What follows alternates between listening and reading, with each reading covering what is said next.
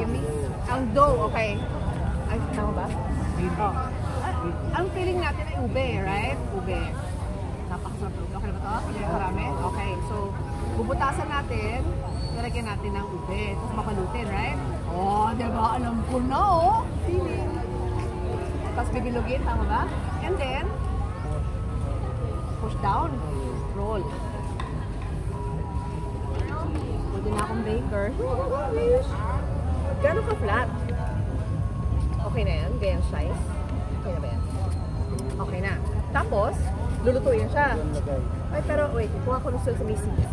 Naubos mo na yung sesame seeds kanina. Yan. Sorry, konti. Tapos lulutuin na siya. Tapos, ang sabi sa akin kanina ay 5 minutes na luto na siya. Pagka naluto na yan, ito na magiging itsura niya. Kaya ganyan. Pero since gusto ko ng papainitin ko yung kanilang pinakabago, yung kalamansi, para makain natin. Pag nainit siya, nagma-melt sa loob like so. Kapag that. So melt it. So good. Dito, aside from the original, and then the ube, they have kalamansi, they have butter, they have coffee, they have mango, so ang daming flavors. Hindi ko alam kung anong gusto ko. Parang mo na-eat everywhere. Yeah.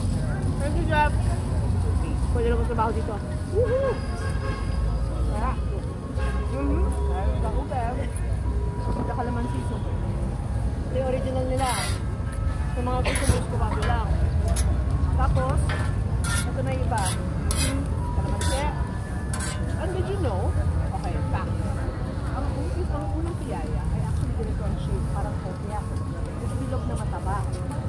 Tapos they flatten it. And yung matabang original piyaya, round butter. Tapos ito yung mini version, flat cream. And then the other flavors. The mango, the coffee, and the cinnamon. I'm actually curious about the mango. Pilipinas, kailangan natin naman na. We also have Napoleon. Canada lang po. Masarap. Kakain. Ano? Hindi ko naman ba ako kakain.